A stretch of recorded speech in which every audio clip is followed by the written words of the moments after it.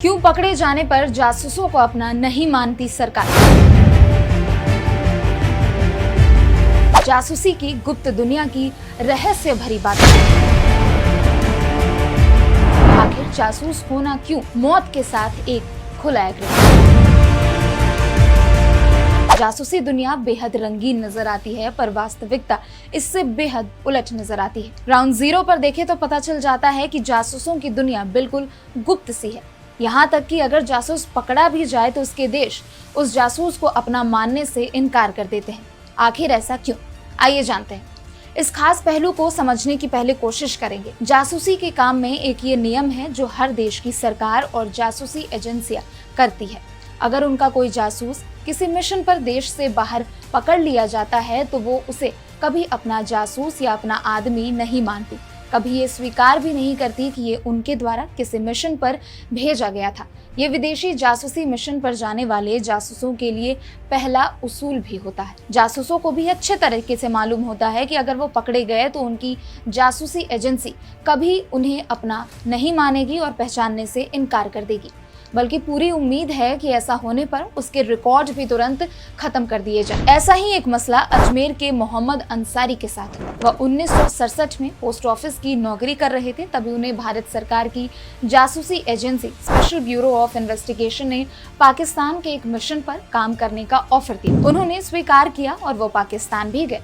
उन्होंने वहां पर 2 मिशन का जासूसी का काम सफलतापूर्वक किया, लेकिन तीसरे मिशन पर वो पकड़े गए। उनकी जासूसी एजेंसी एसबीआई और भारत सरकार ने तुरंत खंडन कर दिया कि वे भारत के जासूस हैं या उन्हें किसी खास मिशन पर भेजा गया था।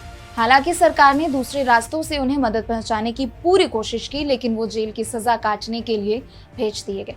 वहाँ उन्होंने 13 साल की सजा भी काटी। इसके बाद जब अंसारी वापस लौटे तो सरकार और उनकी एजेंसी ने उन्हें उनका वेतन और अन्य परिलब्धियां देने से मना कर दिया। उनका रिकॉर्ड गायब हो चुका था। उनके लिए साबित करना बहुत ही मुश्किल था कि वो सरकारी जासूस थे। 30 साल मुकदमा लड़ने के बाद अब सुप्रीम कोर्ट ने सरकार को निर्देश दिया है कि वे उन्हें 10 लाख रुपए की रकम राहत के तौर पर दे। कभी जासूस का रिकॉर्ड क्यों नहीं रखा जाता? हालांकि जासूसी पर भेजने वाले किसी भी शख्स को मालूम होता है कि जिस दिन वो किसी विदेशी मिशन पर सीक्रेट जासूसी के लिए भेजा जाएगा, उसी दिन से जासूसी एजेंसी के आधिकारिक रिकॉर्ड्स में उसका नाम हटा दिया जाएगा। कहीं कोई रिकॉर्ड ऐसा नहीं दिखाएगा कि वो उनका कर्मचारी है। अलबत्ता अगर वो मिशन से वापस आया और जासूसी एजेंसी के लिए देश में डेस्क पर काम करने लगा तो उसके सारे रिकॉर्ड्स बहाल हो जाएंगे। अब ऐसे में सवाल ये उठता है कि आखिर क्यों सरकार और एजेंसियां अपने जासूस को पहचानने से इनकार कर देती है। तो चलिए आपको बताते चले कि आमतौर पर सरकारी एजेंसियां जब किसी जासूस को विदेश भेजती है तो किसी चैनल के जरिए उसके खर्च और उसके वेतन को भी उस तक पहुंचाती है। कोई तीसरा शख्स उस देश में उसे पैसे या वेतन पहुंचाता है।